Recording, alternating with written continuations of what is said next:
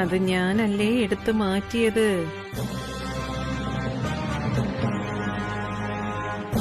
Sir, ഞാനൊന്ന് അഡ്വക്കേറ്റിനെ വിളിക്കട്ടെ. ഇനി നിൽക്കാനൊന്നും നേരമില്ല മിസ്റ്റർ ആനന്ദ്. സർ, ഒരു 2 മിനിറ്റ്. നിങ്ങളുടെ ഈ നാടകമൊന്നും കണ്ടു നിൽക്കാൻ ഞങ്ങൾക്ക് സമയമില്ല. മിസ്റ്റർ എസിപി, മുൻകൂർ ജാമ്യം എടുത്തതാണെങ്കിൽ വക്കീലുമായി ബന്ധപ്പെടാനുള്ള സാവകാശം ഞങ്ങൾക്ക് തരണം. വക്കീലുമായി ബന്ധപ്പെടാൻ പോയിട്ട് ഇനി ഒരു നിമിഷം തരില്ല ഞാൻ. മാഡം, ബാക്കി കാര്യങ്ങൾ കോടതിയിൽ പറയൂ. ഞാൻ എന്റെ ഡ്യൂട്ടി ചെയ്യുമ്പോൾ തടസ്സപ്പെടുത്തരുത്. മാഡത്തിനെ എനിക്ക് അറസ്റ്റ് ചെയ്തേ പറ്റൂ.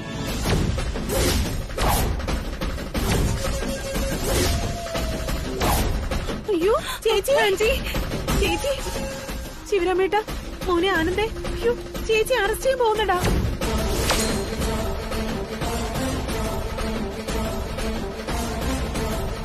ഇത്രയും നാളും തൃച്ചംബരത്തെ റാണിയായി വാണില്ലേ, ഇനി നിനക്ക് കാരാഗൃഹം. അറസ്റ്റ് ചെയ്യൂ. ചേച്ചി, അയ്യോ ചേച്ചി.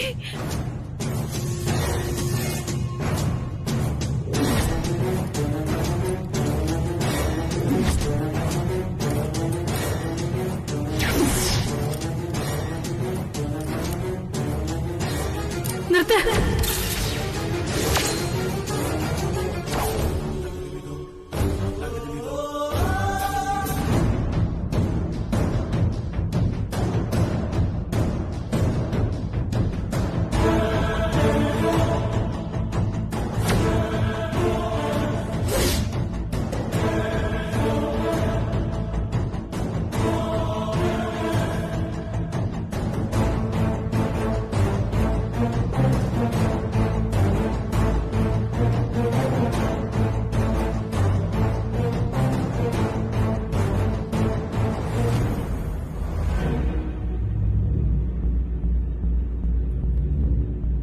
ഇതെങ്ങനെ സംഭവിച്ചു എന്ന് ആലോചിച്ചിട്ട് ഒന്നും മനസ്സിലാവുന്നില്ലല്ലേ.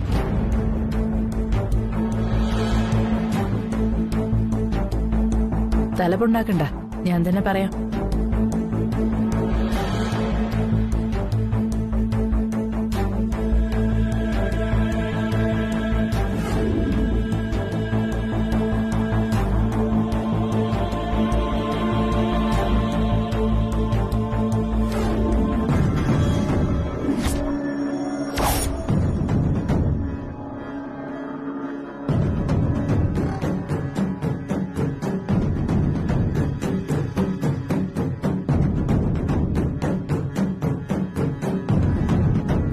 മാഡം വല്യൂഞ്ഞിന്റെ മുറിയിന്ന് കയ്യില് മുൻകൂർ ജാമ്യം കിട്ടിയതിന്റെ പേപ്പറാണല്ലോ.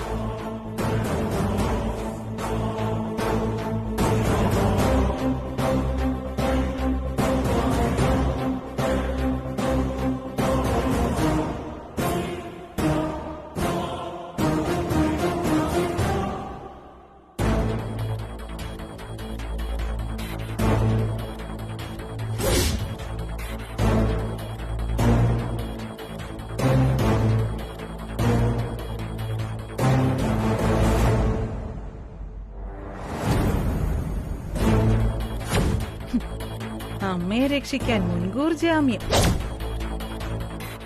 ഉറപ്പായിട്ടും അഖിലയെ ഞാൻ ജയിലിലേക്ക് അയച്ചിരിക്കും.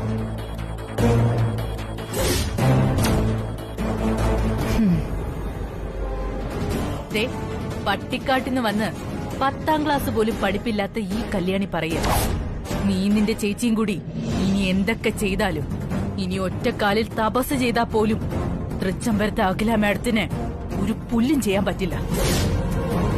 അങ്ങനെ പറ്റുമെങ്കിൽ ഞാൻ വെല്ലുവിളിക്കുക, അനുജത്തിയും ചേച്ചിയും കൂടി ചെയ്ത് കാണിക്കും.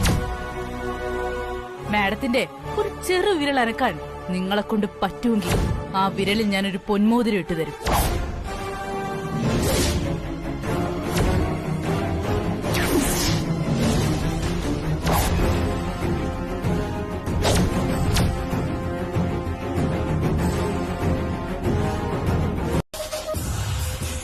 ഇത് നിങ്ങൾ ചെയ്തു തന്ന നിങ്ങൾക്ക് എന്ത് പ്രതിഫലവും ഞാൻ തരും. Okay madam.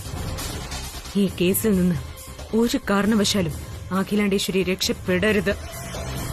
അതിന് വേണ്ടത് എല്ലാം ചെയ്യണം. ഷുവർ മാഡം, ഞാൻ ഇറങ്ങുന്നു. Good night.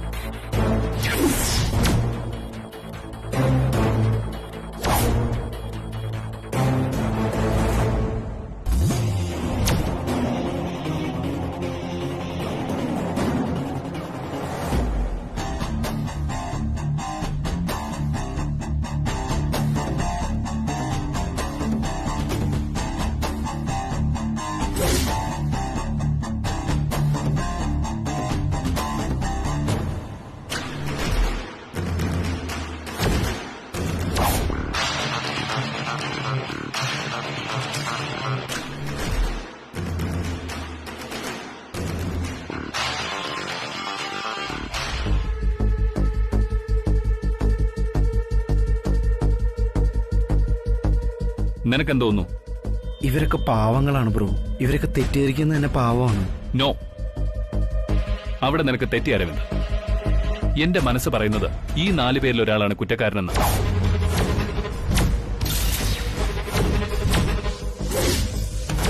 അതാരാണെന്ന് കണ്ടെത്തിയേ പറ്റൂ. അല്ല, ബ്രോയ്ക്ക് അത്രയും വിശ്വാസമാണോ? 100% യെസ്.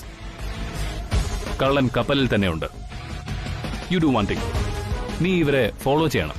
അതിനുള്ള ഏർപ്പാട് ചെയ്യുക. ഇന്നലെ വരെയുള്ള ഇവരുടെ ജീവിത രീതിയിൽ നിന്ന് എന്തെങ്കിലും മാറ്റമുണ്ടോന്നാ ആദ്യം ശ്രദ്ധിക്കേണ്ടത്. ബാക്കി നമുക്ക് അത് കഴിഞ്ഞ് നോക്കാം. അത് ഞാൻ ഏറ്റു ബ്രോ. ഡൺ.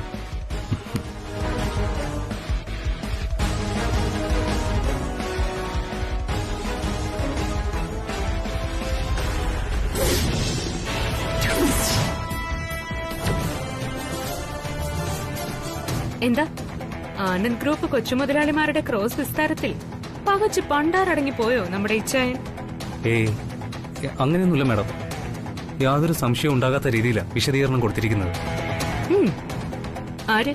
തൃച്ചംബരത്തെ ആനന്ദ് കൃഷ്ണനോ? ആനന്ദിന് തൃപ്തികരമായ മറുപടി കൊടുത്തിട്ടുണ്ടെന്ന് സെബാസ്റ്റ്യൻ ഇച്ചായന് തോന്നുന്നുണ്ടെങ്കിൽ ആനന്ദിന്റെ പ്രതിപട്ടികയിൽ മുഖ്യപ്രതി സെബാസ്റ്റ്യൻ ഇച്ചായൻ തന്നെയായിരിക്കും. ഉറപ്പിക്കാം, ഇപ്പൊ തന്നെ. അയ്യോ മാഡം, അത് വേറത്തെ കാറിലെ AC കൂട്ടണ്ട. ഇനി ഞാൻ പറയുന്ന കാര്യങ്ങൾ ഇച്ചായനങ്ങ് ശ്രദ്ധിച്ചു കേക്ക്. വെറും കേൾക്കലല്ല, അതുപോലെ പ്രവർത്തിക്കുകയും വേണം. എന്താ പറ്റോ? മാഡം പറഞ്ഞാ മതി. ഗുഡ്. ഫസ്റ്റ് ഓഫ് ഓൾ, ഞാൻ പ്രതിഫലം തന്ന രൂപ ഇച്ചായൻ തൽക്കാലം ബാങ്കിൽ ഡെപ്പോസിറ്റ് ചെയ്യരുത്. ഒപ്പം അമിതമായി എടുത്ത് ചെലവാക്കാനും നിൽക്കരുത്. അങ്ങനെ വന്നാ പിടിക്കപ്പെടാൻ സാധ്യത കൂടുതലാണ്. ഇല്ല മാഡം, ഞാൻ ചെലവാക്കുകയോ ഡെപ്പോസിറ്റ് ചെയ്യുകയോ ഇല്ല. എല്ലാം ഒന്ന് ശാന്തമാവുന്നതുവരെ പണം എവിടെയെങ്കിലും ഒളിപ്പിച്ചു വെക്കുക. ബാങ്ക് ലോക്കർ ഓക്കെയാണ്? അല്ല, പ്രശ്നം കോംപ്ലിക്കേറ്റഡ് ആവുമോ മാഡം? ഏയ്, നത്തിങ്. ഇച്ചായൻ വിഷമിക്കണ്ട. ബുദ്ധിയോടെ പ്രവർത്തിച്ച ഒരു പ്രശ്നവുമില്ല, കോംപ്ലിക്കേഷൻസും ഇല്ല. പിടികൂടാൻ അവരാവത് നോക്കും, പിടിക്കപ്പെടാതിരിക്കാൻ നിങ്ങളും. അതിനായി നിങ്ങൾക്ക് വേണ്ടത് ആ പഴയ ക്ലീൻ ഇമേജാണ്. പണ്ട് കമ്പനിയിലുണ്ടായിരുന്ന ആ ക്ലീൻ ഇമേജിന് ഒരു കോട്ടവും വരാതെ സൂക്ഷിക്കണം. അവരെ വിശ്വസിപ്പിക്കണം കൂടെ നിന്ന്. God me? യെസ് മാഡം, മനസ്സിലായി. അങ്ങനെ ചെയ്യാം.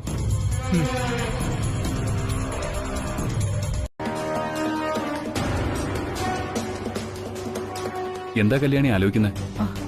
ഏയ്, ഒന്നുമില്ല. ആദ്യം വലിയ ഈ പുതിനാറ്റി മുഴുവൻ അങ്ങ് കുടിക്ക്. കുറച്ചൊരാശ്വാസം കിട്ടും. എന്നിട്ട് സമാധാനമായിട്ട് കണ്ണടച്ചിരുന്ന് ഒന്നുകൂടി എല്ലാം ആലോചിക്കും. അപ്പോ യഥാർത്ഥ പ്രതിയുടെ മുഖം കണ്ണിൽ തെളിയും. അല്ലെങ്കിൽ ഒരു തുമ്പെങ്കിലും കിട്ടാതിരിക്കില്ല.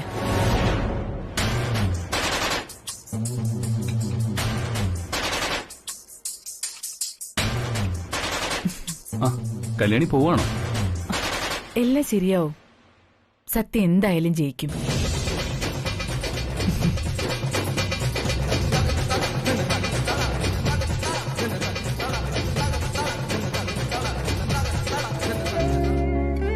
ഞാൻ ഈ ലോകത്തെ ഏറ്റവും വലിയ ഭാഗ്യവതിയാണെന്ന് ചിന്തിക്കുകയും വിശ്വസിക്കുകയും ചെയ്യുന്നവളാ. അത് അരവിന്ദ് കൃഷ്ണന്റെ ഭാര്യ എന്ന നിലയിലല്ല, തൃച്ചുംബരത്തെ അഖിലാണ്ടേശ്വരിയുടെ മരുമകൾ എന്ന നിലയിലാ.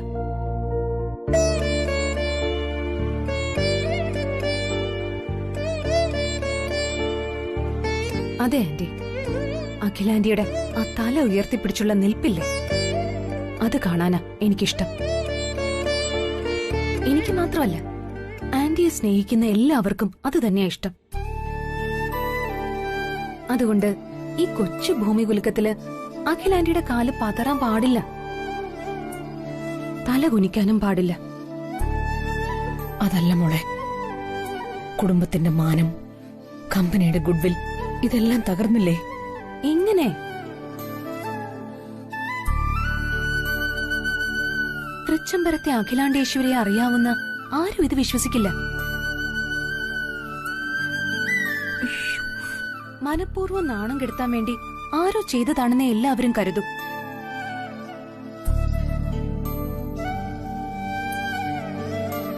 ആരോ എറിഞ്ഞ ചതിവലയിൽ കുടുങ്ങി തകർന്നു പോകാനുള്ളതാണ് തൃച്ചംബരത്തെ മാനമെങ്കിൽ അതങ്ങ് പോട്ടാന്റി.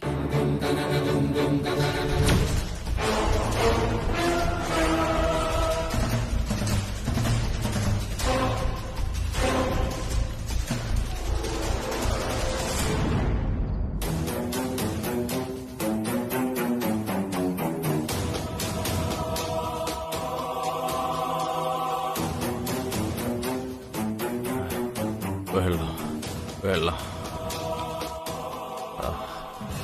വെള്ളം വെള്ളം വെള്ളം വെള്ളം വെള്ളം. അപ്പൊ ഇച്ചായിന് ബോധം വന്നല്ലേ? സന്തോഷം. ആദ്യം തന്നെ ഞങ്ങൾ ചോദിച്ച ചോദ്യത്തിന് ഉത്തരം തന്നിരുന്നെങ്കിലേ ഇതിന്റെ വല്ല കാര്യം ഉണ്ടായിരുന്നോ? ഇതിപ്പോ ഏതാണ്ട് അടിയും കിട്ടി പുളിയും കുടിച്ചു എന്നിട്ട് കുട്ടിക്ക് ബോധമില്ലാതെ പോയി എന്ന് പറഞ്ഞ പോലെ ആയില്ലേ? ആഹാ, അങ്ങനെ ഒരു പഴഞ്ചൊല്ലുണ്ടോ? ഞാൻ കേട്ടിട്ടില്ലല്ലോ. പുതിയായിട്ടാ, നാളെ തൊട്ട് കേട്ടു തുടങ്ങും. സമയം കളയാതെ ഇവനിട്ട് രണ്ട് കൊടുക്കറോ. ഇവനെ പൊങ്കോലട്ടന്റെ കയ്യൊടിയറേ. അതുകൊണ്ടാ. ഇനി എന്നെ ഉപദ്രവിക്കരുത്. കുടിക്കാൻ കുറച്ച് വെള്ളം തന്നാ മതി. പോലീസിൽ ഏൽപ്പിക്കില്ലെങ്കിൽ ഞാൻ സത്യമെല്ലാം തുറന്നു പറയാം. അരവിന്ദ്,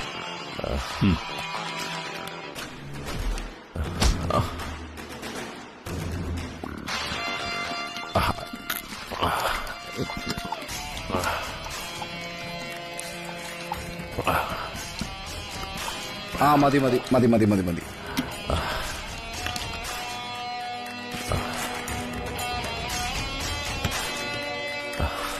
എന്നാ ഇനി സത്യം പറ, നീയല്ലേ ഫുഡ് പ്രോഡക്ട്സിൽ മായം ചേർത്തത്?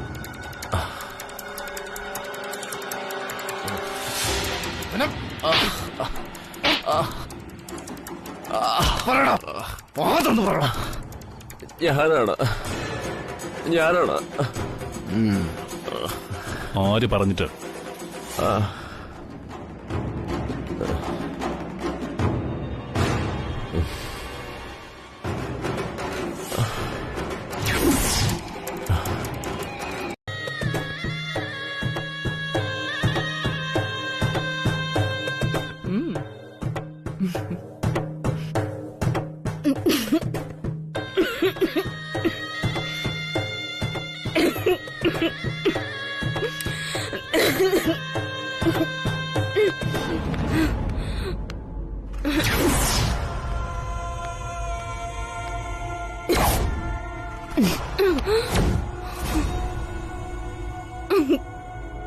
നന്നായിട്ട് ചുമക്കുന്നുണ്ടല്ലോ.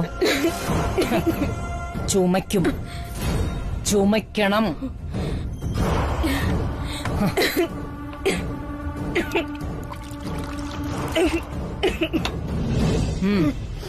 കുറച്ച് വെള്ളം കുടിക്കും. കുടിക്ക്.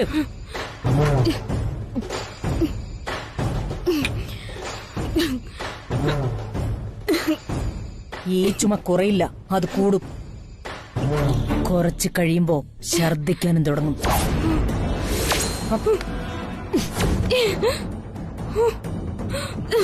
ഇന്ന് നീ ഓർഡർ ചെയ്ത് വരുത്തിയത് ഞാൻ നിനക്ക് വേണ്ടി പ്രത്യേകം തയ്യാറാക്കിയ ഫുഡാ. ആ അതെ, അത് തന്നെ. നീ ആശ്രയയിലെ പാവങ്ങൾക്ക് കലക്കി കൊടുത്ത അതേ വിഷം.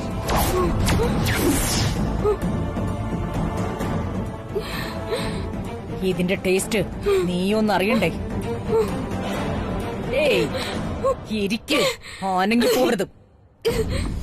പേടിക്കണ്ട, നീ ചാവൊന്നുമില്ല. പക്ഷെ നീ അനുഭവിക്കും. ആ പാവങ്ങൾ അനുഭവിച്ച വേദന നീയും അറിയും. അറിയണം. ഇരിക്കടി. ടെൻഷനാവണ്ട. ടെൻഷൻ രക്തത്തിലൂടെയുള്ള വിഷത്തിന്റെ വ്യാപനം കൂട്ടുമെന്ന് പഠിച്ചിട്ടില്ലേ? നീ ഓരോ പ്രാവശ്യം എന്നെ തോൽപ്പിക്കാൻ ശ്രമിച്ച് പരാജയപ്പെടുമ്പോഴും ഞാൻ നിന്റെ ജീവൻ എടുക്കാതെ വെറുതെ വിടുന്നത് എന്റെ ഔദാര്യമായിട്ടൊന്നും നീ കരുതണ്ട. ഇതുപോലെ നീ നരകിക്കുന്നത് നേരിട്ട് എനിക്ക് കാണണം. ഏതിനും അണിഞ്ഞൊരുങ്ങിയിരുന്ന് കഴിച്ചത് നന്നായി. ചത്തു കിടന്നാലും ചമഞ്ഞു കിടക്കണമെന്ന് നിനക്കറിയാം.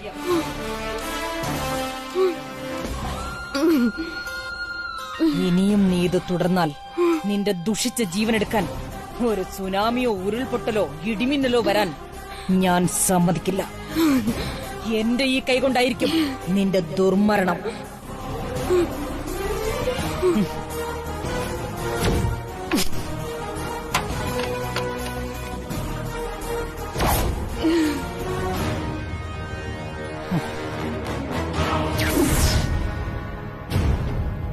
ആന്റി, എന്തോ പ്രശ്നമുണ്ട്.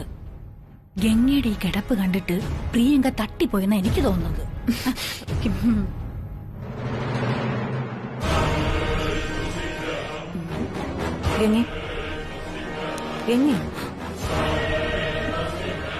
വിഷമിക്കാതെ, അത്രയ്ക്കങ്ങ് പേടിക്കാനൊന്നും സംഭവിച്ചില്ലല്ലോ. ഒന്നും സംഭവിച്ചില്ലെന്നോ? ഇനി ഇതിൽ കൂടുതൽ എന്താണ് ആന്റി സംഭവിക്കാനുള്ളത്? എന്റെ കൂടെപ്പറപ്പ കൃത്രിമ ശ്വാസവുമായി ഹോസ്പിറ്റലിൽ കിടക്കുന്നത്. അവളെ ഹോസ്പിറ്റലിൽ ഒന്ന് പോയി കാണാൻ, ഒന്ന് കൂട്ടിരിക്കാൻ പറ്റാത്ത അവസ്ഥ. ഞാനൊരു കൂടെപ്പറപ്പ, അറിയോ ആന്റിക്ക്? ഒന്നും സംഭവിച്ചില്ല. ഗംഗേ, ഞാൻ പറഞ്ഞത് അതല്ല. എനിക്ക് മനസ്സിലാവും നിന്റെ വികാരമൊക്കെ. നിങ്ങൾ തമ്മിലുള്ള ബന്ധവും ആ ബന്ധത്തിന്റെ ആഴവും ഒക്കെ എനിക്കറിയാം. പക്ഷേ അല്പം വിഷം ഉള്ളിൽ ചെന്നാൽ ചത്തുമലക്കുന്ന രക്തമല്ല പ്രിയങ്കയുടേത്. മുറിച്ചിട്ടാൽ മുറി കൂടുന്ന ഇനോ അത്. അവള് തിരിച്ചു വരും, പൂർവാധികം ശക്തിയോടെ.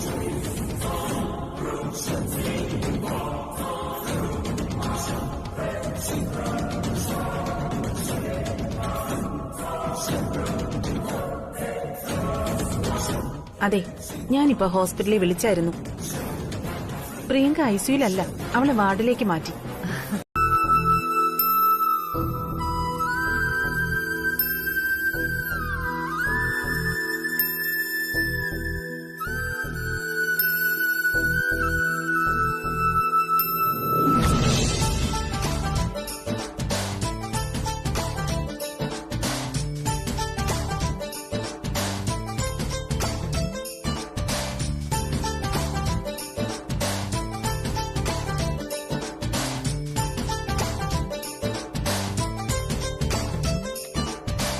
നിന്റെ ക്ലാസ് കഴിഞ്ഞോടാ അനിയൂട്ട?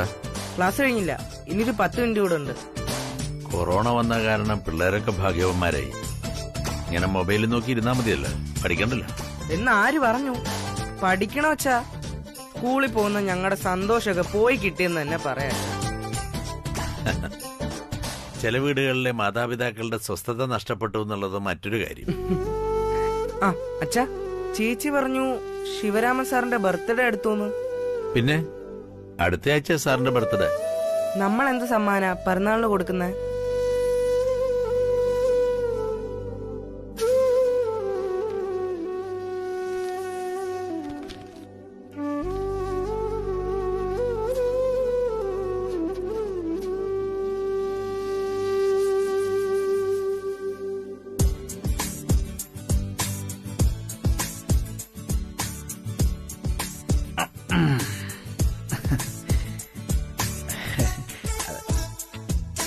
അല്ല നന്ദനെ, ഇത്തവണ അച്ഛന് ജീവിതത്തിൽ ഒരിക്കലും മറക്കാനാവാത്തൊരു പിറന്നാൾ സമ്മാനം കൊടുക്കണമെന്ന് അമ്മ പറഞ്ഞു. നീ കേട്ടില്ലേ? കേട്ടു. ആന്റി എന്തെങ്കിലും മനസ്സിൽ കണ്ടിട്ടുണ്ടാവും. ഉണ്ടാവണമല്ലോ. പക്ഷേ അതൊക്കെ മേലൊരു സമ്മാനം വേണ്ടേ അച്ഛന് കൊടുക്കേണ്ടത്? അങ്ങനെ ഒരു അച്ഛനാ തൃച്ചംബരത്തെ ശിവരാമകൃഷ്ണൻ. അങ്കിൾ പിറന്നാൾ സമ്മാനമായി അങ്ങനൊരു ഗിഫ്റ്റ് ആവശ്യപ്പെട്ട അഖില അതിന് സമ്മതം കൊടുക്കൂ? അന്നേ ദിവസം ശിവരാമകൃഷ്ണൻ ചോദിക്കുന്നത് ആകാശത്ത് നിൽക്കുന്ന അമ്പിളി മാമനെയാണെങ്കിലും അതിനെ പിടിച്ചു കൊടുക്കാൻ ഇറങ്ങി തിരിക്കും അഖില. അതാണല്ലോ സ്വഭാവം. കൊള്ളാൻറ്റി, അച്ഛനും മോനും കൂടി പ്ലാൻ ചെയ്തു വെച്ചിരിക്കുന്ന തന്ത്രം കൊള്ളാം. സത്യപ്രിയങ്കെ, അവര് കൃത്യമായി പ്ലാൻ ചെയ്ത് വെച്ചിരിക്കുക. അതുപോലെ വർക്കൗട്ടായ അടുക്കളക്കാരി അഖിലയുടെ മരുമകളാകും. തൃച്ചംബരത്തെ മരുമകളാകാൻ കാത്തിരുന്ന ഗംഗയ്ക്ക് തല കുനിച്ച് കെട്ടും ഭാണ്ഡവും എടുത്ത് നാഗമഠത്തേക്ക് മടങ്ങാം.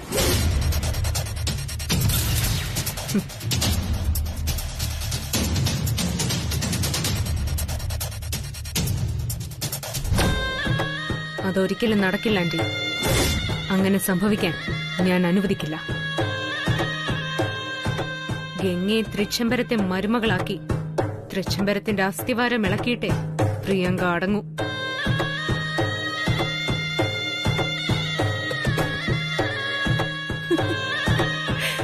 കേൾക്കാൻ കാതുകൾക്ക് ഒരു ഇമ്പമൊക്കെ ഉണ്ട് പ്രിയങ്കേ, പക്ഷെ അത് നടക്കണം.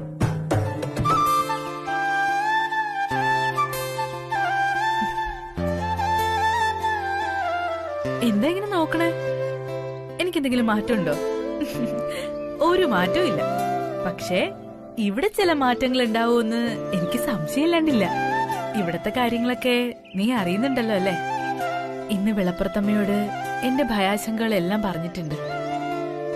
അമ്മ എന്നെ കൈവിടില്ല എന്നുള്ള വിശ്വാസം എനിക്കുണ്ട്. എന്റെ ചങ്ങാതി, ഇത്രയും സഹനശക്തി എനിക്ക് എങ്ങനെ കിട്ടിയെന്നാ ഞാൻ ആലോചിക്കണേ.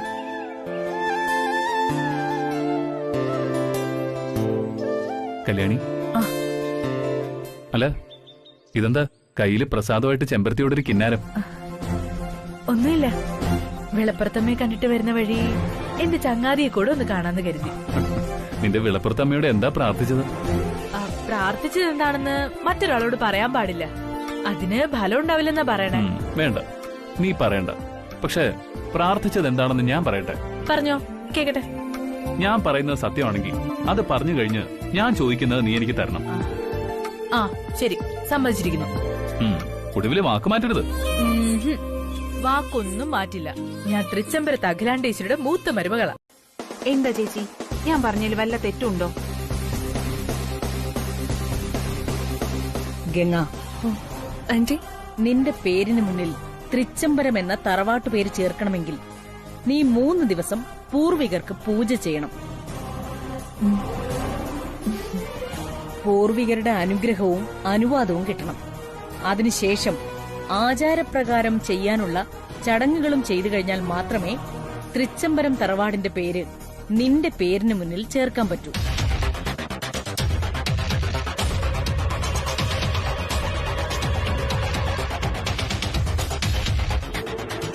ചേച്ചി, ഞാൻ ഈ കാര്യങ്ങളൊക്കെ ഗംഗയോട് പറഞ്ഞു കൊടുത്തതാ. അപ്പൊ ഗംഗ പറഞ്ഞത് എന്താന്ന് വെച്ചാല്, തൃച്ചംബരത്തെ ഗംഗയായാലേ മനസ്സിനൊരു സമാധാനം കിട്ടുകയുള്ളൂ, അതിനി ഒറ്റക്കാലിൽ തപസ് ചെയ്യാനും അവള് തയ്യാറാണെന്ന്.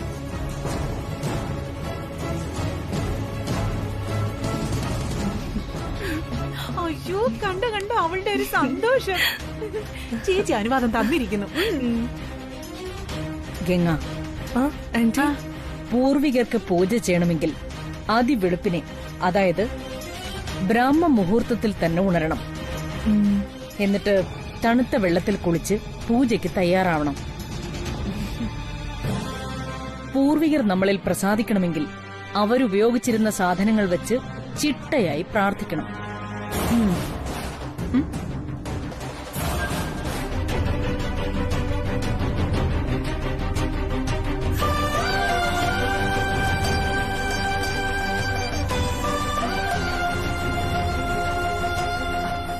ഹലോ ഹലോ കല്യാണി, നീ മുറിയിലേക്കൊന്ന് വാ. എന്താ വലിയ ഒരു അത്യാവശ്യ കാര്യമുണ്ട്. അത് ഫോണിലൂടെ പറയാൻ പറ്റില്ല. വേഗം മുറിയിലേക്ക് വാ.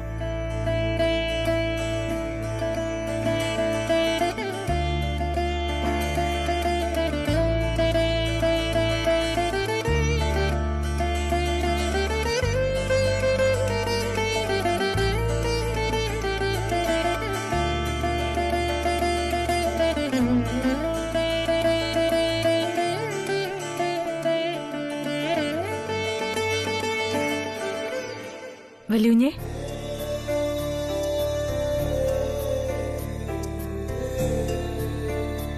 എന്തോ അത്യാവശ്യ കാര്യം പറയണമെന്ന് പറഞ്ഞിട്ട് എന്തോ ഒന്നും മിണ്ടാത്തെ? അതെ, എനിക്ക് കിച്ചണിൽ ഒത്തിരി ജോലിയുണ്ട്, ഉടനെ പോണം. ഇരിക്ക. ഞാൻ വളരെ പ്രധാനപ്പെട്ട കാര്യത്തിനാ വിളിച്ചത്. കിച്ചണിലെ കാര്യങ്ങളൊക്കെ അവിടെ നിൽക്കട്ടെ. ശരി, എന്താണെന്ന് പറയും.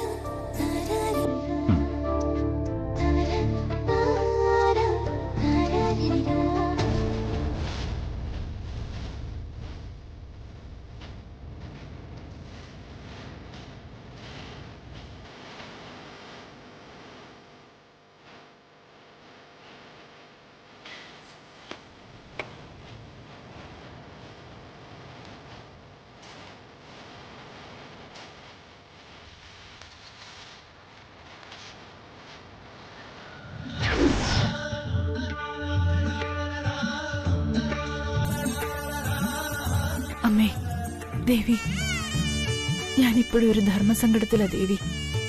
തൃച്ചംബരത്തെ ആചാരപ്രകാരം നടത്തേണ്ട ഒരു പൂജാകർമ്മം ആരും കാണാണ്ട് ഒളിച്ചു ചെയ്യേണ്ട ഒരു അവസ്ഥയിലാ ഞാൻ. അതാരെങ്കിലും കണ്ടുപിടിച്ച വലിയ പ്രശ്നങ്ങൾക്ക് കാരണമാവും. എന്നാൽ ഞാൻ ആ പൂജ നിർബന്ധമായിട്ട് ചെയ്യണമെന്നാ വല്യുഞ്ഞ് പറഞ്ഞിരിക്കുന്നെ. അനുസരിക്കാണ്ട് തരയില്ലല്ലോ. ഞങ്ങളെ കാത്തോളണം. 3 ദിവസം നീണ്ടു നിൽക്കുന്ന പൂർവികരുടെ പ്രീതി നേടേണ്ട പൂജ ഒരു മത്സരം പോലെ വന്ന് ഭവിച്ചിരിക്കണേ. ആ മത്സരത്തിൽ വിജയം ഉണ്ടാവാൻ അമ്മ എന്നെ അനുഗ്രഹിക്കണം.